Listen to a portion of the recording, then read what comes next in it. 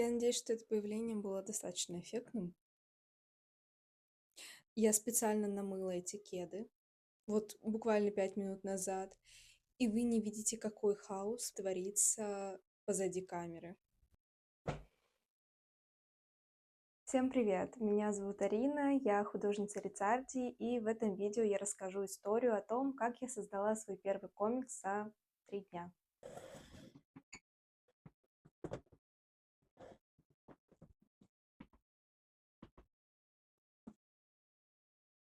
Ладно, все, я наконец-то уселась, можно рассказывать. Итак, как же все началось? Осенью 24 года я увидела олимпиаду по разным направлениям, среди которых был дизайн. И он уже делился на 9 профилей, в том числе на иллюстрацию комикс. И я подумала, почему бы не попробовать свои силы, потому что у меня была идея масштабного комикса со своими персонажами, но этой задумки уже лет 5. И пока не появится четкий дедлайн, по-серьезному я за это дело не возьмусь. А здесь четкий дедлайн появился. И я поняла, что перед тем, как создавать большой, серьезный комикс, наверное, стоит попробовать сделать что-то маленькое. В общем, я зарегистрировалась и ждала, чтобы появилась тема «Мир как механизм». И это настолько обширная тема, и при этом с таким явным философским уклоном, что я начинаю размышлять, уходить в какие-то теории заговора, вот, концепции. И так проходит месяц. Потом я как-то про это забыла, вообще уже решила не участвовать, но хотелось. И вот буквально за 3 дня до дедлайна в мою голову начинают приходить какие-то яркие образы для этого комикса. И я сразу понимаю, что это можно сделать прикольно, но у меня 3 дня. И вот выбор: просто забить и не участвовать, или же 3 дня очень активно поработать. Вы даже не представляете, на что способен ваш организм. Я рисовала 3 дня подряд, только с перерывами на еду. Я не нарисовала что-то масштабное за эти 3 дня, но это правда мой самый первый мини-микрокомикс. Получается, за это время я прописала концепцию, сделала раскадровку, затем нарисовала комикс и оформила все в презентацию.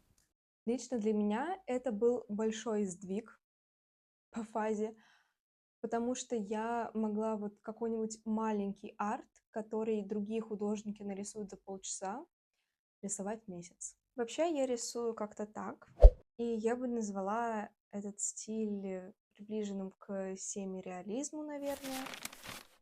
Но в случае с этим заданием я поняла, что за 3 дня никакого семиреализма не получится. И хотя свой самый главный комикс со своими персонажами я хочу рисовать именно в стиле, приближенном к реализму, здесь выбор пал на стилизацию.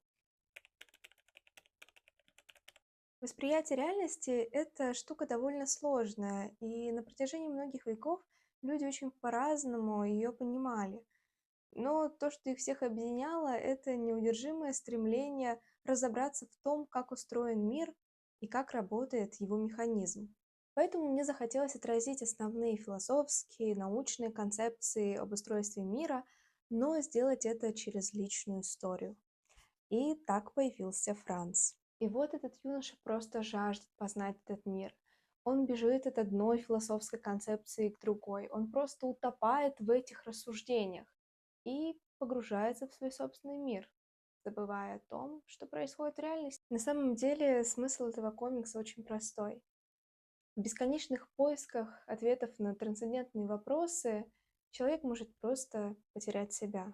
Философских, научных концепций об устройстве мира огромное количество.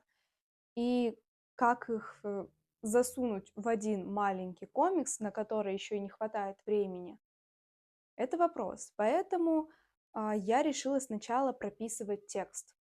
И это правда. Благодаря этому стало легче вообще воспринимать то, что ты сейчас делаешь.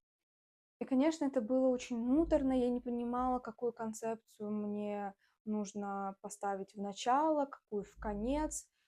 Но у истории должна быть завязка, кульминация и развязка. Я сначала просто зарисовываю все мини-эскизы, которые вообще пришли мне в голову, и дальше уже начинаю разбираться, в каком порядке они пойдут. И после того, как у меня раскадровка готова, я начинаю делать основные страницы. Первая страница, она просто иллюстрирует главного героя, который что-то пишет. В общем-то, он погружен в этот исследовательский процесс. И моей задачей было изобразить обычный циферблат. И взяла желтый цвет. Мне очень нравится сочетание черного, белого и желтого. Все-таки желтый цвет в контексте этой истории добавляет дополнительный слой восприятия. Со второй страницы мы уже непосредственно переходим к теориям об устройстве мира, и начинается все с теологической. Пожалуй, именно через идею теоцентризма большинство людей и воспринимает этот мир. Однако на третьей странице сразу как антитеза появляется научная теория, теория Большого взрыва. Это такая общепринятая научная модель, которая утверждает, что в какой-то момент очень-очень-очень много миллиардов лет назад Вселенная началась с сингулярности, то есть со сверхплотной, сверхгорячей точки, которая затем стремительно расширилась, образуя пространство, время и всю материю. Ну и что, собственно, мы видим на этой странице? Этот стоп-моушен. Маленькая звездочка становится большой, настолько большой, что происходит взрыв. На четвертой странице герой задается вопросом, а все ли, что мы видим, вообще истина? Ладно, есть теории, как этот мир появился.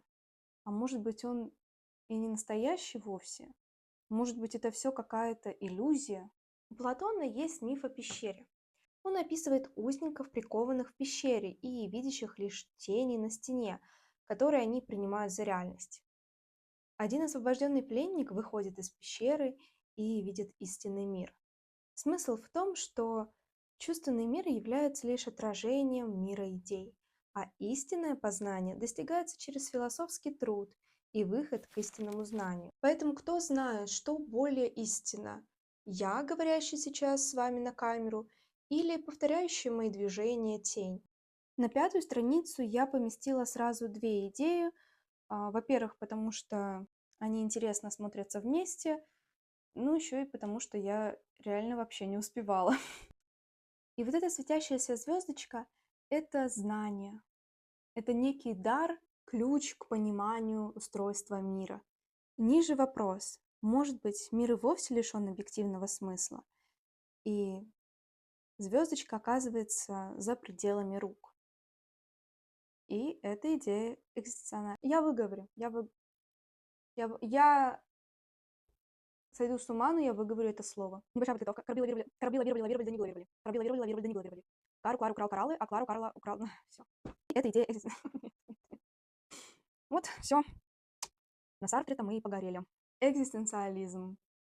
Ну и на самом нижнем фрейме звездочка неожиданно вообще превращается в квадрат. Это постмодернизм. Никакой объективной реальности не существует, а только ее интерпретации. Ну и вот столько вопросов об этом мире, об этой реальности. И на шестой странице эта реальность в какой-то момент напоминает о себе. Здесь я специально героя нарисовала таким микро, прям вот таким. Потому что настолько масштабен этот мир, а мы по сравнению с ним, правда, микрочелики. И, наконец, последняя страница. Сразу скажу, именно эту страницу я нарисовала самой первой. С нее все началось. Мне очень нравится картина Дали «Постоянство времени». И часы, как закольцовывающий композицию элемент, более полно раскрывает задумку комикса. Сам художник полагал, что время определяется течением мысли. Если на первой странице комикса часы, как ореол, возвышаются за спиной героя и не имеют никаких дефектов, то на последней странице они расплавлены. Время для Франца, как и у Дали, начинает определяться течением его мыслей, в результате чего герой, стремящийся познать реальность, просто упускает ее. И в конце я оставляю такой маленький тонкий намек на трагичный исход истории. Обложка, кстати, мне очень нравится. Мне вот совсем не хотелось рисовать самого главного героя, его лицо, поэтому я использовала просто форму квадрата, в нее врисовала галстук, и мой любимый элемент это, я даже не знаю, как это назвать, звездочка, не звездочка, в общем, такое желтое нечто, светящееся в области сердца.